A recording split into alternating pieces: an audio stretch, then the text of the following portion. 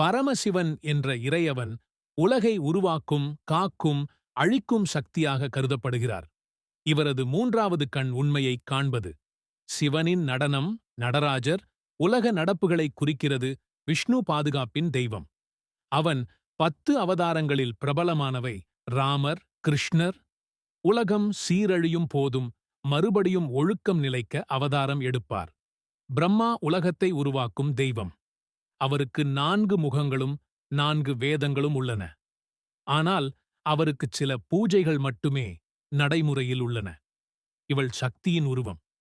சிவனின் மனைவியாகவும் அன்னையாகவும் பூஜிக்கப்படுகிறார். அவதாரங்களாக துர்க்கை, காளி, அன்னபூரணி போன்ற வகைகளில் எழுகின்றார். சிவனும் பார்வதியும் பெற்ற மகன். தமிழ் கடவுள் என்றும் அழைக்கப்படுகிறார்.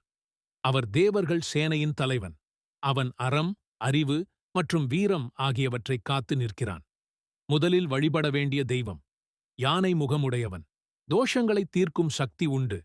கல்வி, புத்தி, ஆரம்ப வெற்றிக்காக வழிபடப்படுகிறார்.